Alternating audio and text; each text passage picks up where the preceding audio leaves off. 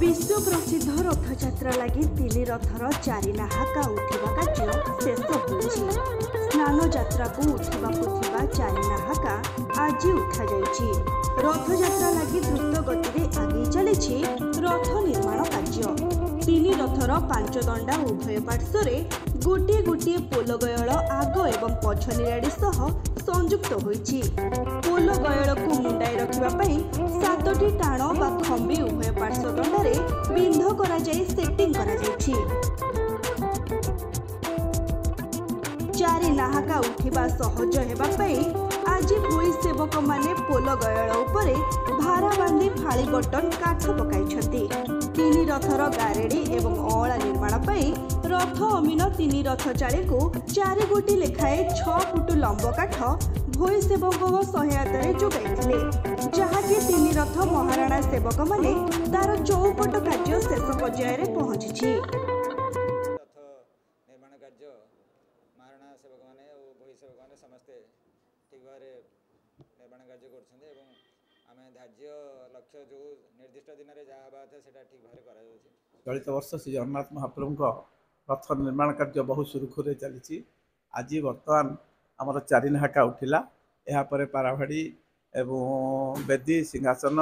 एवं उपर कार्य सब पोटल इत्यादि कार्य चलो यू कार्य बर्तमान सब सुचारू रूपे चली। अन्य कार्य गुड़िक आज आमर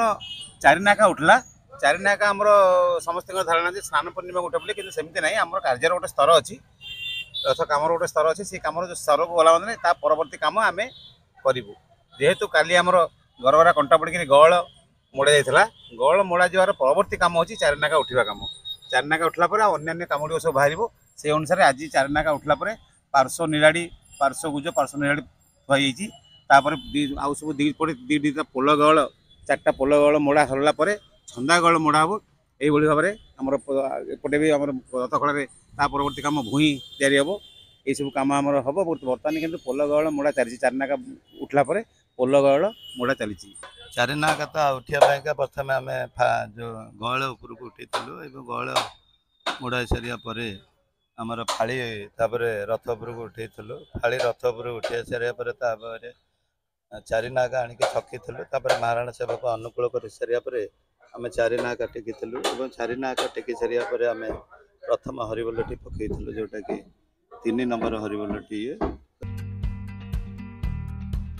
सेपटे घोषयात्रा एवं देवस्नान पूर्णिमा लगी एनडीआरएफ ओडीआरएफ अग्निशम कर्मचारी स्काउट गाइड एवं स्वेच्छासेवी को नहीं मॉकड्रिल होइछि। पूरी बड़दाण्ड टाउन थाना ठारू श्रीमंदिर पर्यंत एही मॉकड्रिल होइतिला।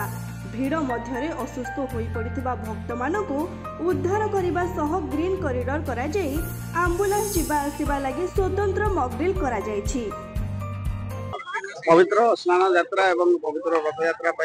जिला प्रशासन तरफ ये मॉकड्रिल आम करूँ जेहेतु लक्षाधिक लोक भक्त समागम हम ये तेणु से प्रतिकूल पाग भी देखा जाई पारे। प्रतिकूल पागे कौन भक्त जो असुस्थ हो जाती आउ किसी अघटन जदि घटे आम काउंटर करूँ इमिडिएटली केमती भक्त को श्रद्धालु जे सागे सागे इमिडिएटली फास्ट एड सेंटर केमती नियाजिबो ग्रीन कॉरिडोर केमती करिकरी हमर स्वेच्छासेवी जो अछंती वॉलंटियर्स ऑर्गेनाइजेशन कर्मी माने केमती ग्रीन कॉरिडोर करके इमिडिएटली हॉस्पिटल तार चिकित्सा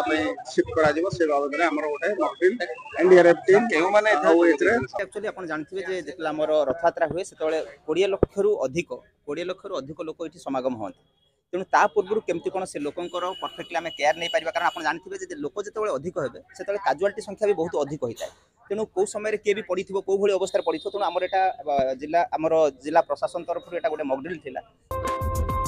स्नान पूर्णिमा और घोषयात्रा जोग देवाक भक्त मानक स्वागत सह सुरक्षित और श्रृंखलित व्यवस्था को सब स्तर में सरकार विशेष भाव ध्यान रखिछन्ति।